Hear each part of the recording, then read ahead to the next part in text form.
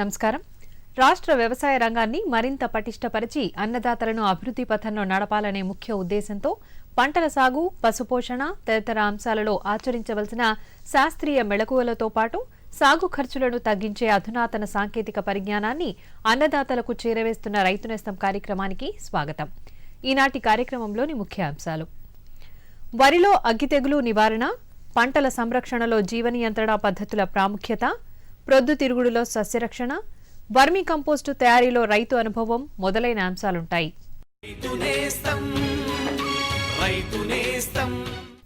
మన రాష్ట్రంలో వరి పంట పలు వాతావరణ పరిస్థితుల్లో ఖరీఫ్, రబీ పంట కాలాల్లో ఎక్కువగా సాగు చేయబడుతుంది. వరిని ఆశించి తీవ్ర నష్టానికి గురిచేయు చీడపీడలలో అగ్గి తెగులు ముఖ్యమైనది. ఈ నేపథ్యంలో వరిలో అగ్గి తెగులు, దాని నివారణ చర్యలను గురించి ఇప్పుడు మనం తెలుసుకుందాం. మన రాష్ట్రంలో పండించే ఆహారధాన్య పంటల్లో వరి ముఖ్యమైనది. వరిని ప్రధానంగా ఖరీఫ్ మరియు రబీ పంట కాలాల్లో పలు వాతావరణ పరిస్థితుల్లో సాగు చేస్తున్నారు. వరి సాగు చేయు రైతులు ఆశించిన నాణ్యమైన అధిక దిగుబడులు సాధించాలంటే రకాల ఎంపిక, యాజమాన్య పద్ధతులు, నీటి మరియు ఎరువుల యాజమాన్యం, సస్యరక్షణ చర్యలపై అవగాహన కలిగి ఉండాల్సిన అవసరం ఎంతైనా ఉంది. వరి పంటను ఆశించే చీడపీడలలో అగ్గి తెగులు ముఖ్యమైనది. అగ్గి తెగులు లేదా మెడవిరుపు తెగులు సోకి పంటను తీవ్రంగా నష్టానికి గురిచేస్తుంది. అగ్గి తెగులు సోకిన వరి ఆకులపై ముదురు గోధుమ రంగు అంచుతో మధ్యలో బూడిద రంగు గల నూలు కండె ఆకారపు మచ్చలు ఏర్పడి ఆకులు ఎండిపోయి తగలబడినట్లు కనిపిస్తాయి. అదేవిధంగా వెన్నుల మెడభాగంలో ఈ తెగులు ఆశించడం వలన వెన్నులు విరిగిపోతాయి. వరిలో అగ్గి తెగులు సోకుటకు గల ప్రధాన కారణాలు: ఒక వారం రోజుల పాటు రాత్రి ఉష్ణోగ్రత 18 నుండి 22 డిగ్రీల సెల్సియస్ ఉండడం, మరియు గాలిలో తేమ 90%తో మంచు లేదా వర్షపు జల్లులు కురవడం వంటి ఈ పరిస్థితులు నవంబర్ నుండి ఫిబ్రవరి మాసాల్లో ఉంటాయి. అదేవిధంగా నత్రజనిని ఎక్కువగా వేసినప్పుడు ఈ తెగులు త్వరగా అభివృద్ధి చెంది ఎక్కువ నష్టం కలుగజేస్తుంది. ఈ తెగులు నివారణకు గాను తట్టుకునే శక్తిగల రకాలను సాగు చేసుకోవాలి. అదేవిధంగా విత్తే ముందు కిలో విత్తనానికి 3 గ్రాముల కార్బండైజిమ్ని కలిపి విత్తన శుద్ధి చేసుకుని పొలంలో విత్తుకోవాలి. అదేవిధంగా పంట పొలంలో అగ్గి తెగులు గమనించినట్లయితే ట్రైసైక్లోజోల్ 6 గ్రాములు లేదా ఐసోప్రోథయోలిన్ 1.5 మిల్లీలీటర్లు లేదా కాసుగామైసిన్ 3L 2.5 మిల్లీలీటర్లను లీటర్ నీటికి కలుపుకొని పైరుపై పిచికారీ చేసుకోవాలి. అదేవిధంగా చేనులోనూ గట్లపైన కలుపు నివారించుకోవడం వల్ల ఈ తెగులు ఉధృతిని తగ్గించుకోవచ్చు. ఈ విధంగా శాస్త్రీయ, సాంకేతిక యాజమాన్య పద్ధతులను పాటించడం వల్ల రైతులు ఆశించిన నాణ్యమైన అధిక దిగుబడులను పొందవచ్చు.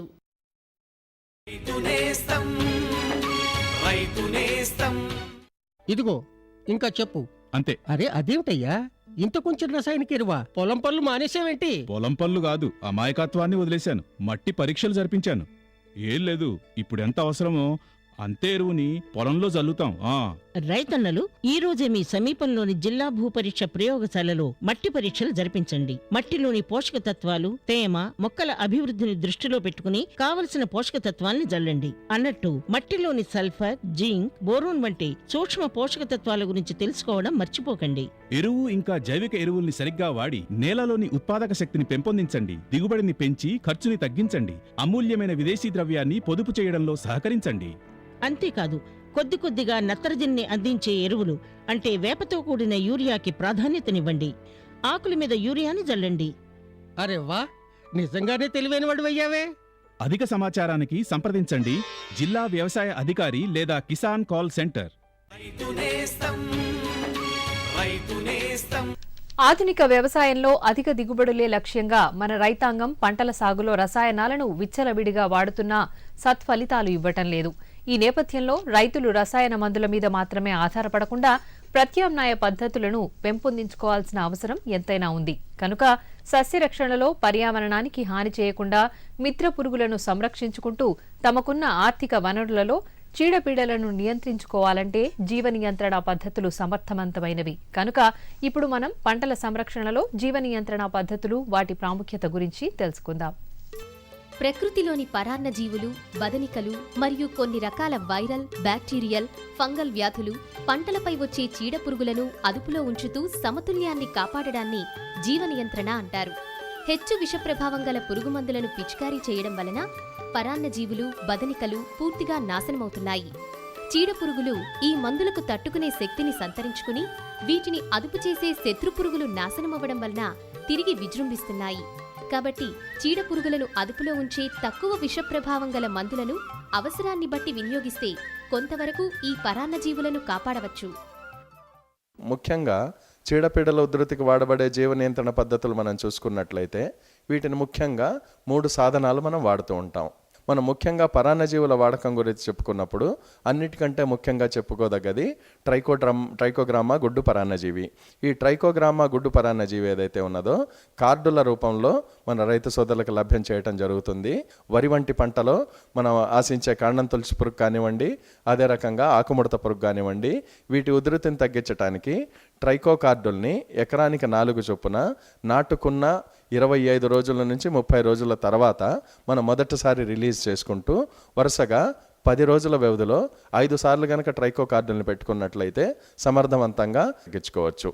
అదే రకంగా మనం తీసుకున్నప్పుడు కూరగాయ పంటలు వాటిని ఆశించే వివిధ రకాల పురుగులు, కాండం తొలచి పురుగు, అదే టమాటాలో వచ్చే కాయదొలుచు పురుగు, వీటి ఉధృతిని తగ్గించడానికి కూడా ఈ ట్రైకో కార్డుల్ని ఎకరానికి 4 చొప్పున వాడుకుంటూ తగిన సమయంలో అంటే టమాటా వంటి పంటలు తీసుకున్నప్పుడు 3 సార్లు 10 రోజుల వ్యవధిలో మనం నాటుకున్న 25వ రోజు తర్వాత నుంచి వాడుకోవాల్సి ఉంటుంది.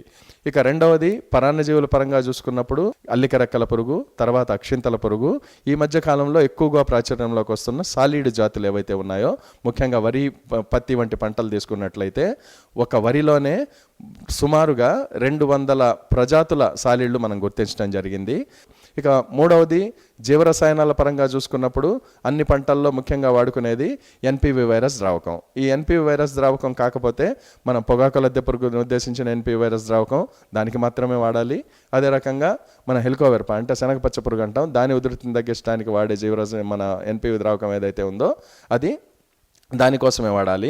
దీన్ని తయారు చేసుకున్న తర్వాత అంటే ఇక్కడ రైతు సోదరులు గమనించాల్సిన ముఖ్య విషయం, మన ల్యాబొరేటరీలో కూడా దొరుకుతుంటాయి, మార్కెట్లో కూడా దొరుకుతుంటుంది, సొంతగా తయారు చేసుకోవాలన్నా కూడా చేసుకోవచ్చు. కాబట్టి చేసుకుని ఎకరానికి 100 లార్వల్ ఈక్వలెంట్లు చొప్పున కనుక మనం వేసుకున్నట్లయితే తప్పనిసరిగా ఏదైతే ఉందో ఈ హానికారక పురుగుల ఉధృతి, ముఖ్యంగా శనగపచ్చ పురుగు, పొగాకు లద్దె పురుగు ఉధృతిని మనం తగ్గించవచ్చు.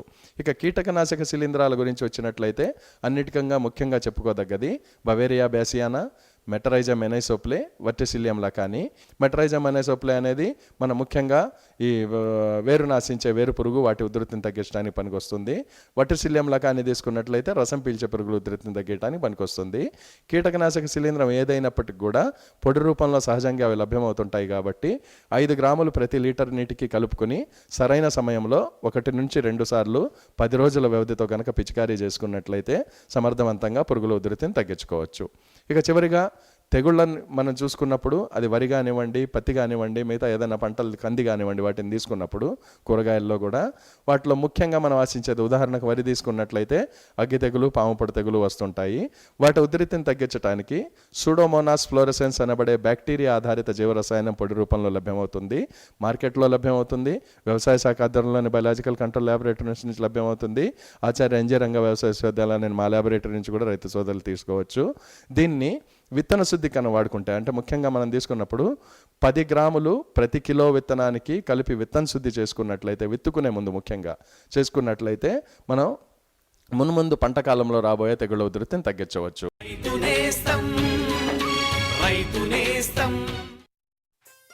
అమ్మా, అన్నం పెట్టవా?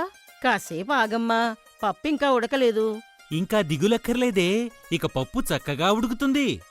అర్థం కాలా?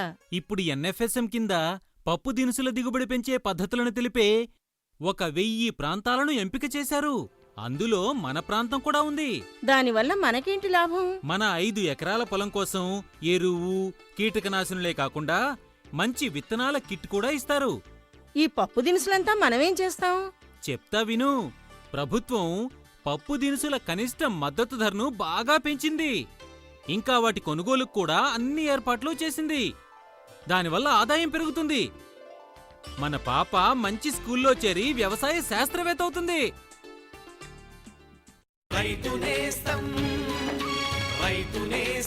నూనె గింజ పంటలలో ప్రొద్దుతిరుగుడు ముఖ్యమైనది. ఈ పంటకు అనేక రకాల చీడపీడలు ఆశించి తీవ్ర నష్టానికి గురిచేస్తాయి. కాబట్టి ఈ నేపథ్యంలో ప్రొద్దుతిరుగుడులో సస్యరక్షణ, దాని నివారణ చర్యల గురించి ఇప్పుడు మనం తెలుసుకుందాం.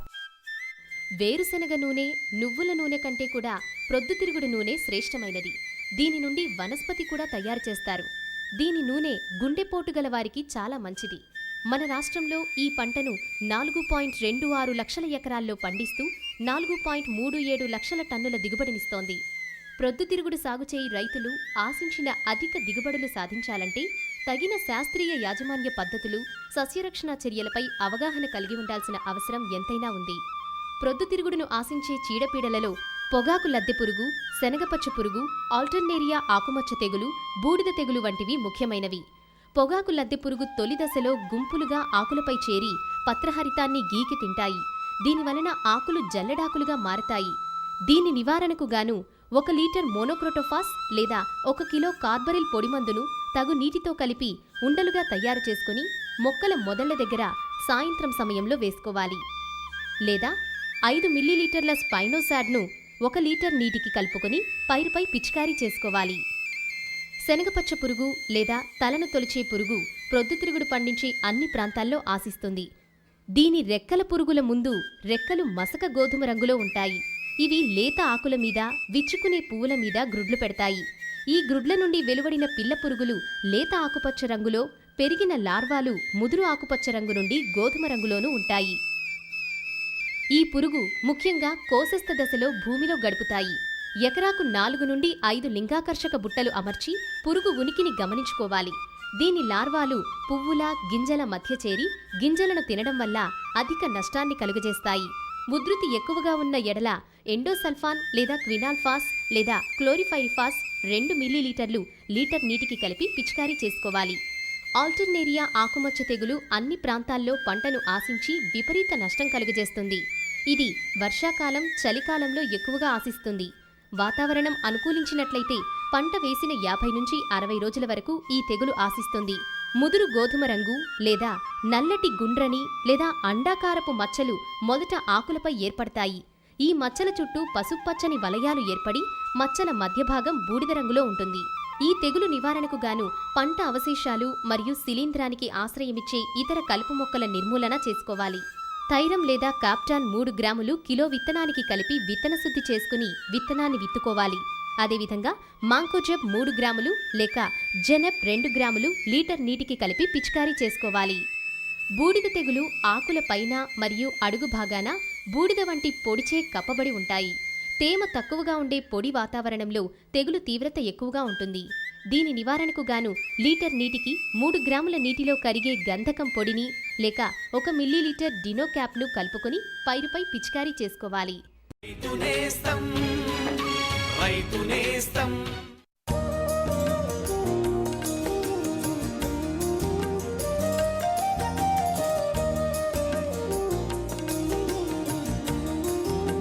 అరే రాఘవ్, విత్తనాలు కొన్నావు, కీటనాశకాలు కొన్నావు, ఇంకా ఎరువు కొన్నావు. వీటన్నిటికీ డబ్బు ఎక్కడి నుంచి వచ్చింది? గోపాల్, ఇప్పుడు డబ్బు గురించి ఎందుకురా దిగులు? నా దగ్గర ఇప్పుడు కిసాన్ క్రెడిట్ కార్డు ఉంది. కార్డా? ఇదేమిటి? ఏంటా, ఇది బ్యాంకు నుండి దొరుకుతుంది. ఈ కార్డుతో ఒక పరిమితి వరకు మన పొలానికి ఏమేం సామాన్లు కావాలో అంటే ఎరువులు, కీటనాశకాలు, డీజిలు ఇవన్నీ కొనొచ్చు. అప్పు గురించి ఎదురు చూడక్కర్లేదు. అట్టగా నాకు కూడా ఒక కార్డు ఇప్పించు. అట్టగే సమీపంలోని బ్యాంకుకు వెళ్ళు, కార్డు తీసుకో, ఇంకా బోలెడు లాభాన్ని పొందు. ఆధునిక వ్యవసాయ రంగంలో అధిక దిగుబడులే లక్ష్యంగా మన రైతాంగం పంటల సాగులో రసాయనాలను విచ్చలవిడిగా వాడుతూ సేంద్రియ ఎరువులను పూర్తిగా నిర్లక్ష్యం చేస్తున్నారు. దానివల్ల దిగుబడులు పెరగకపోగా భూమిలో పోషకాల సమతుల్యత దెబ్బతిని పంటలు నిస్సారంగా మారుతున్నాయి. రైతులు ఇకనైనా మేల్కొని సేంద్రియ ఎరువుల వాడకంపై తగిన శ్రద్ధ చూపిస్తే పంట భూములు తిరిగి సహజ స్థితికి చేరి సుస్థిరమైన దిగుబడులనిస్తాయి. కాబట్టి ఈ నేపథ్యంలో వర్మీ కంపోస్టు తయారీ, దాని లాభాలను గురించి ఇప్పుడు మనం తెలుసుకుందాం. ప్రత్యేకమైన వానపాముల్ని సేంద్రియ వ్యర్థ పదార్థాల మీద ప్రయోగించడం ద్వారా తయారు చేయబడే కంపోస్టు ఎరువునే వర్మి కంపోస్ట్ అంటారు. మామూలుగా తయారు చేసే కంపోస్ట్ కన్నా వర్మి కంపోస్ట్లో ఎన్నో సుగుణాలున్నాయి. ముఖ్యంగా వర్మి కంపోస్ట్లో పోషక విలువలు ఎక్కువ. పశువుల ఎరువులో సరాసరి నత్రజని, భాస్వరం, పొటాష్ పోషకాలు అధికంగా ఉంటాయి. వర్మి కంపోస్టుకు అవసరమైన వస్తువులలో బొరియలు చేయని వానపాముల రకాలు ఎన్నుకుంటారు. అలాగే సేంద్రియ శేష వ్యర్థ పదార్థాలు మరియు ఇతర అవసరాలైన వరిగడ్డి, తాటాకులు, పాత గోనె సంచులు, పాలిథీన్ సంచులు ఎన్నుకోవాలి. ఇలాంటి పలు రకాల వస్తువులను వినియోగించుకుంటూ వర్మికంపోస్టు ఎరువును తయారు చేసుకోవాలి. నిర్ణీతమైన పొడవు మరియు వెడల్పు కొలతలతో బెడ్లను ఏర్పరచుకొని వానపాములను వదిలి రోజూ నీళ్లను చల్లుతూ ఉండాలి. ఇలా 2 నెలల తర్వాత వర్మికంపోస్టు ఎరువు తయారై మొక్కలకు సులభంగా అందించేందుకు వీలుగా ఉంటుంది. వర్మికంపోస్టు తయారు చేస్తున్నప్పుడు ఎలాంటి మెళకువలను పాటించాలో, అలాగే ఏ రకాల వస్తువులు వాడాలో రాజిరెడ్డి అనే రైతు తమ స్వీయానుభవం తెలియజేశారు. వారి మాటల్లోనే విందాం. వర్మి ఆచర్ అని గవర్నమెంట్లో ఏంటంటే 150 రూపాయలు 1,50,000 స్కీమ్ ఇది.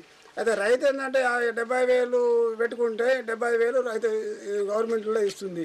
ఇది ఇంట్లో 50 ఫీట్ల పొడు, 24 ఫీట్ల వెడల్పుతోటి 5 బెడ్లు కట్టుకుంటే ఇది సరిపోతుంది. 2 ఫీట్ల ఎత్తు, ఒక 3 ఫీట్ల వెడల్పుతోటి 50 ఫీట్ల పొడితోటి 5 బెడ్లు ఉంటే ఈ ఆచర్ అంటారు.